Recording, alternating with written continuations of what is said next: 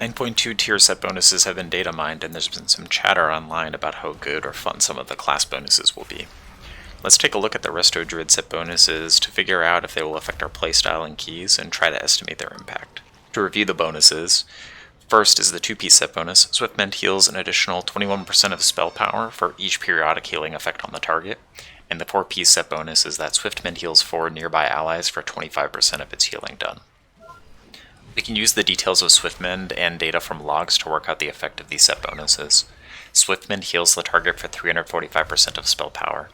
For the first set bonus, we can compute the ratio of the spell power set bonus to the spell power coefficient of Swiftmend, then multiply that ratio by the expected value of a Swiftmend heal from log data. By varying the number of HOTS when calculating the spell power set bonus, we can estimate the range of Swiftmend heals we can expect to see using these set bonuses.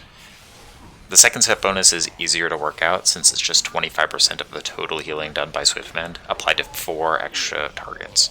However, there's some open questions here that we'll get to in a moment. I've linked this spreadsheet in the comments in case you want to copy it and play with the numbers yourself. For the first set bonus, the results are honestly not so great.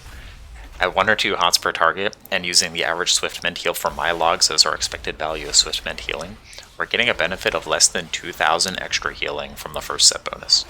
Even if we only Swiftmend the tank, who will usually have the most HOTS on them, say 4 or 5 with Life Bloom and Sid Ward, we're still only getting an extra 3,000 healing out of the first set bonus. It's worth quickly comparing this to ways that we can maximize Swiftmend healing today. The biggest Swiftmend I've seen comes from Swiftmending a Soul of the Forest buffed Rejuve that has been extended via Flourish while using the Floral Recycling Conduit. In my tests, this reliably hits for 42,000 healing. This is nearly 3 times as much healing as a 7 hot buffed Swiftmend with the 2 set bonus. But it requires some serious planning since you need to cast Rejuve right as your soul buff is about to expire to maximize the Swiftmend heal. If you don't extend the heal with Flourish, then I'm ending up getting an average Swiftmend of around 22,000. Not too bad since we're no longer pressing Flourish, but it still requires the precise timing around the soul buff and Swiftmend cooldown, making it highly situational and frankly pretty hard to pull off. For the second set bonus, the typical case of 1 to 5 HOTS on your Swiftmend target will only cleave 3 to 3,500 healing on nearby targets. And since it heals for 25% of Swiftmend's healing on up to 4 nearby players, it's doing at most 1 additional Swiftmend of total healing. So at most we're going to double our Swiftmend healing with the set bonus if we're always landing Swiftmends in AoE healing situations and getting the full cleave healing value. Revisiting the Gigabuff Swiftmend from earlier, this will give us a cleave heal of around 10,000 per teammate, and we'll gain the Soul of the Forest buff, which we can spend on a buffed Wild Growth. This seems like a pretty strong way to top the entire team through a large burst of damage, but of course it comes with some serious downsides. First, we still have the strict timing requirement we discussed earlier. Second, it's costing us Flourish, so we can only do this once every 90 seconds. Third, with this combo, we're casting Flourish before casting a Soul Buffed Wild Growth, which is the opposite order we usually cast these spells for max effect. I don't know about you, but Swiftmend fits a particular role in my rotation. The most common use case is to gain Soul of the Forest to buff a Wild Growth in AoE healing, or to buff a Regrowth for increased single target healing. The healing from Swiftmend is welcome, of course, but it's honestly not the main reason I'm pressing the button in these cases.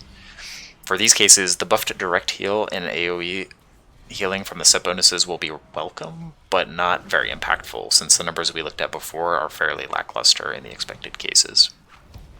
The other main use case for me for Swiftmend is spot healing a DPS that has taken some unexpected damage.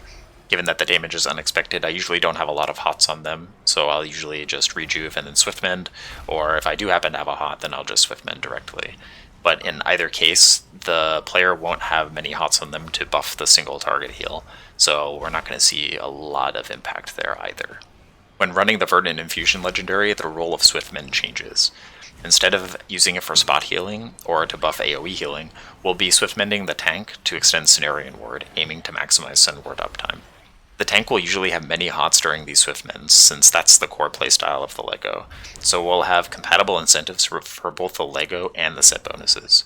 The cool thing about this is that we'll get all of our set bonus benefits for free as a core part of the rotation, and we'll be mostly maximizing its benefit without any adjustments to the playstyle, given how many HOTS the tank usually has on them. This is great news for VI gamers, but in the highest keys we've mostly been seeing people play Kyrian in the Kindred Affinity LEGO, or Convoke LEGO if they're playing Night Fae.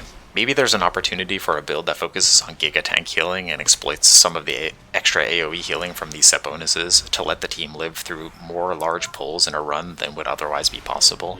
But with the current state of these set bonuses and the effect that we're seeing here, I honestly don't think we'll get enough value to pull something like that off. There are some open questions about how these set bonuses are going to work, in particular the 4-piece set bonus. The first question is, what is nearby? If this is a few yards, then it will be really difficult to use this and it's going to feel inconsistent. I'm hoping that it's something like 10 or 20 yards. Something along those lines will be pretty easy to pull off, I think. But for now, we can only guess. Another question that was raised by J.B on his stream is how the healing percent is computed. Namely, is it based on raw healing, that is, the total healing done plus any overhealing, or is it based on effective healing, the healing done but not including overhealing? The analysis I presented in this video assumes that it's raw healing, but if it's effective healing, then it will incentivize trying to snipe Swiftmans on low HP targets, or even letting teammates drop to lower HP to maximize the effective heal value of the Swiftman. This is risky as hell, since we generally want to be using our HOTS to keep teammate HP full, rather than letting people dip low and then using HOTS to push their health back up. Given the data we've seen so far, I don't think these set bonuses will change our playstyle and keys. Instead of these bonuses, I would have liked to see something that has more impact on how we play. Maybe something like improved healing during Innervate to make it work as another healing cooldown, or maybe making Innervate also buff the target's damage to give us a reason to cast it on someone other than ourselves.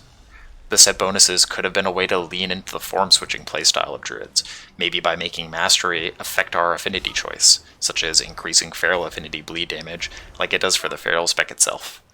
Something like this would emphasize the use of different forms so it would fit the class fantasy, and could help address some of the damage gaps we're seeing between Druids and other healers. What do you think about these set bonuses? Do you think there's a cool combo we'll be able to pull off to maximize these bonuses? What would you have liked to see instead? Let me know in the comments or in the Discord. Good luck out there.